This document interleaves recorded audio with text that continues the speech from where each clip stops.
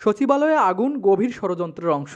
পতিত শেখ হাসিনার মুখ্য সচিবের অর্থ পাচারের ফাইলসহ হাজার কোটি টাকার দুর্নীতি ঢাকতে সচিবালয়ে আগুন দেওয়া হয়েছে বলে মন্তব্য করেছেন বিএনপির সিনিয়র যুগ্ম মহাসচিব রুহুল কবির রিজভী। আজ সকাল 10:30টায় রংপুরের মিঠাপুকুরের আটপুনিয়া গ্রামে সচিবালয়ে আগুন নিভাতে গিয়ে নিহত ফায়ার ফাইটার সোয়ানুজ্জামান নয়নের বাড়িতে বিএনপি পরিবারের পক্ষ থেকে খোঁজখবর নেয়ার পর সংক্ষিপ্ত সমাবেশে এ কথা বলেন তিনি। যারা জনগণের এই টাকা পাচার করেছেন, এটাতে একটা ঘটনা উঠেছে, আরো কত ঘটনা আছে, সেই ঘটনাগুলো চাপা দেওয়ার জন্যই 9তলা ভবন কয়েকটি মিস্ত্রি, আপনার স্থানীয় সরকার, রাস্তা, রোড, ডাক, গুরুত্বপূর্ণ ফাইল দিয়ে দেওয়া।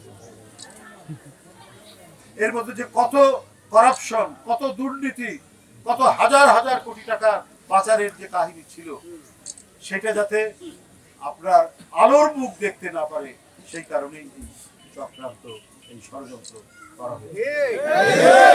এ সময় আমরা বিএনপি পরিবারের আহ্বায়ক আতিকুর রহমান রুম্মন, সদস্য সচিব মাকসিদুল মোমেনিন মিঠুন, রংপুর বিভাগীয় সাংগঠনিক সম্পাদক আছাদুল হাবিব দুলু, জেলা বিএনপির আহ্বায়ক সাইফুল ইসলাম, সদস্য সচিব আনিসুর রহমান লাকু সহ জেলা ও মহানগর বিএনপির নেতৃবৃন্দ উপস্থিত ছিলেন।